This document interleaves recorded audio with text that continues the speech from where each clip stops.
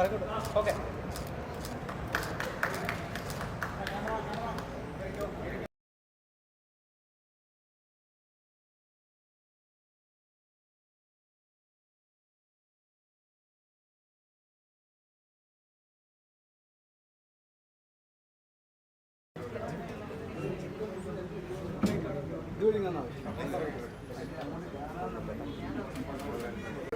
എല്ലാവരെയും പഠിക്കാൻ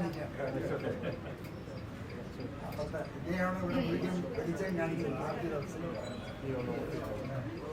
നവോദയ അന്വേഷണം അവിടുത്തെ ഇലക്ട്രിക് ഇതെല്ലാം ഇരുട്ടാക്കി കിടക്കുന്നു. ഇവിടെ വന്ന് ഇന്ന് വെളുപ്പിച്ചിട്ടേ പോകുന്നു.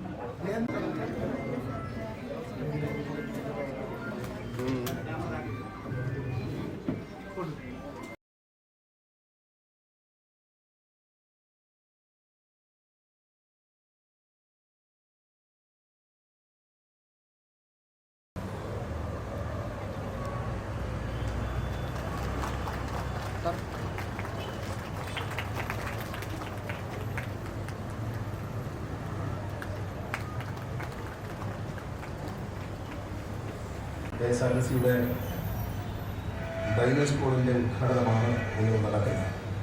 കേരളത്തിലെ ഏറ്റവും അത്യന്താധുനികമായ ഡ്രൈവിംഗ് സ്കൂളുകളാണ് KSRTC തുടങ്ങുന്നത്.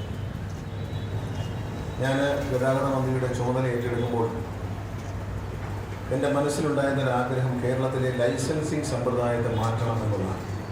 വിദേശ രാജ്യങ്ങളെ പോലെ പരിചയസമ്പന്നരായ ആളുകൾ മാത്രം വാഹനം ഓടിക്കാനുള്ള ലൈസൻസ് നേടിയാൽ മതി എന്നൊരു ചിന്താഗതി എൻ്റെ മനസ്സിലുണ്ടായി.